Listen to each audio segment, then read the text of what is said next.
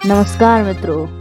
तो आज एक बार फिर से हम लेकर आए हैं आपके लिए मेरी तेरी प्रेम कहानी का एक नया चैप्टर नंबर 6। बिट्टू अपनी मेहनत से जिंदगी में कामयाबी के शिखर को तो छूने वाला था, ये तो तय था, पर किस कीमत पर ये वक्त ही बताएगा। क्या कामयाबी पाने के बाद भी वो मुन्नी से शादी कर पाएगा? क्या इंदौर आकर भी बिट्टू के दिल में मुन्नी की वही जगह रह पाएगी? इसका जवाब तो सिर्फ वक्त ही देने वाला था। मुन्नी ने बिट्टू से शादी करने के लिए अपनी जान दांव पर लगाकर अपना प्यार साबित कर दिया था, पर अब बारी बिट्टू की थी।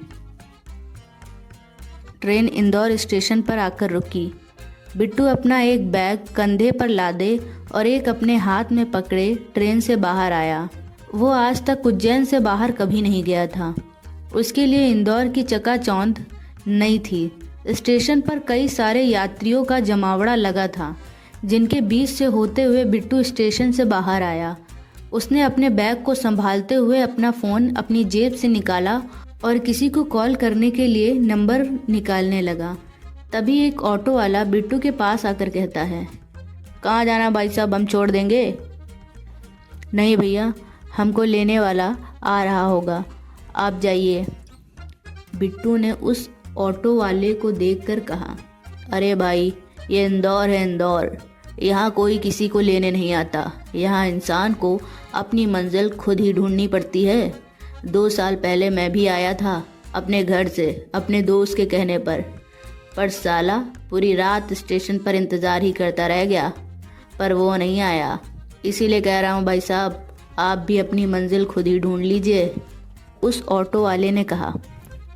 इंदौर के लोगों की यही एक खास बात थी, बिना पूछे ही बेवजह का ज्ञान देने लगते थे। अरे नहीं, वो रास्ते में होगा, मेरी अभी कुछ देर पहले उससे बात हुई थी, बिट्टू ने यह कहा और फिर उस ऑटो वाले से कुछ दूर आकर खड़ा हो गया। बिट्टू को बिना जान पहचान के ज्ञान देने वाले लोग समझ नहीं आते थे, इसलिए वो उस ऑटो वाले की बात सुनकर वो झुंझला उठा था। उसने अपने दोस्त को 1-2 बार कॉल किया, लेकिन हर बार उसे निराशा ही हाथ लगी। कॉल उठा ही नहीं गई। बेचैन होकर वो खुद से ही बड़बड़ाने लगा, नितिन यार, तू कहाँ है? कल तो बड़े बड़े वादे कर रहा था भाई, आपके स्टेशन पहुंचने से पहले ही मैं यहाँ आ जाऊँगा, पर अब जाने कहाँ गायब है। मैं तो साला यहाँ किसी को जानता भी नहीं, कहाँ जाऊँगा? वह अभी खुद से ही बड़बड़ा रहा था कि अचानक एक आदमी उसके पास से बिजली की गति से गुजरा और उसका फ़ोन झपट कर सड़क की ओर भाग निकला। बिट्टू चौंक कर चिल्लाया, अरे अरे, चोर चोर, मेरा फ़ोन कहाँ लेकर भाग रहा है, उसे पकड़ो कोई। ये कहते हुए वो भी बिना सोचे समझे उस चोर के पीछे दौड़ पड़ा, लेकिन कंधे पर टंगे बैग और हाथ में लिए एक और बैग को लेकर वो कितना ही तेज दौड़ सकता था। ऐसे में वो उस चोर की रफ्तार को कभी नहीं मैच कर सकता था। बिट्टू की सांसें फूल रही थी, पर वह चोर को पकड़ने के इरादे से दौड़ रहा था। देखते ही देखते वह स्टेशन से थोड़ा आगे चौराहे पर पहुंच गया था। वहां आकर उसके कदम रुक गए। चारों तरफ गाड़ियों की भीड़ और शोरगुल, जाम में फंसी गाड़ियां, हॉर्न का शोर और पैदल चलने वाले लोगों की भीड़ के बीच वह चोर कहाँ गायब हो गया, यह पता लगाना मुश्किल था।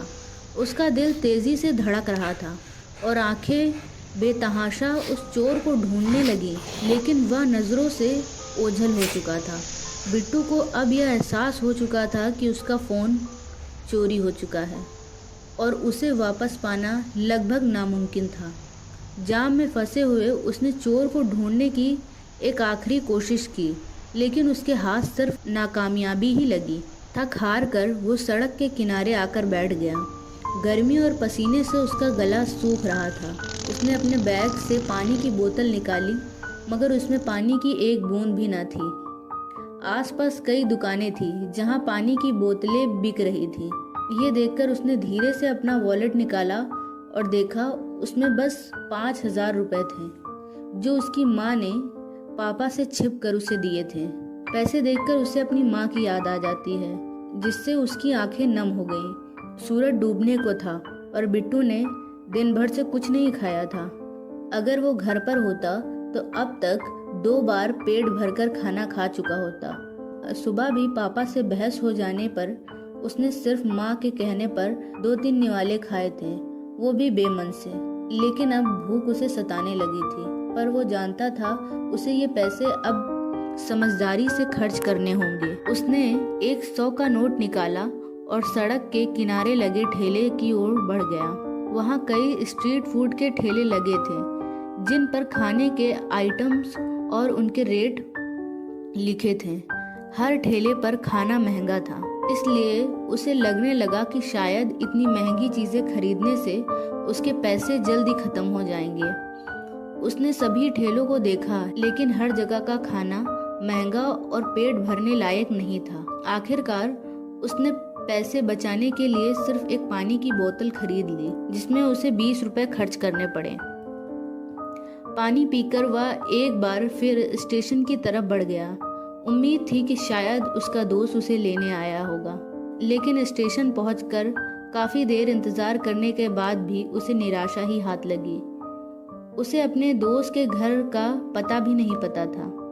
रात के 9 बज चुके थे और अब बिट्टू को समझ नहीं आ रहा था कि इतने बड़े शहर में वो कहाँ जाए।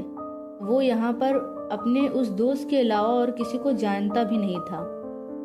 अब वह स्टेशन पर रात बिताने की सोचने लगा, लेकिन मन में यह डर था कि कहीं उसका बटुआ और बची हुई चीजें भी चोरी ना हो जाएं। इसीलिए उसने टॉयलेट में जाकर पहले बटुए में से कुछ पैसे निकाले और अपनी पैंट की जेब में रख लिए। फिर उसने बटुए को जींस के अंदर वाली जेब में रख लिया, ताकि किसी चोर का हाथ वहां तक पहुंच ना सके। वो वापस स्टेशन पर आया और जहां सब लोग लेटे हुए थे वहां पर आकर लेट गया। उसने स्टेशन के थाने में फ़ोन चोरी होने की रिपोर्ट लिखा दी थी, पर वो जानता था कि उसे अपना फ़ोन अब वापस नहीं मिलने वाला। पेट में चूहे धमा चौकड़ी मचाकर बता रहे थे कि उसे भूख लगी है, पर वो अपने पेट को दबाए लेटा रहा। दूसरी तरफ इंदौर के एक आलीशान अपार्टमेंट के पार्किंग एरिया में काले रंग की BMW आकर रुकती है। अंकिता कार से बाहर आती है और अपार्टमेंट बिल्डिंग की लिफ्ट की तरफ बढ़ जाती है। कुछ देर बाद वो अपने अपार्टमेंट के सामने होती है।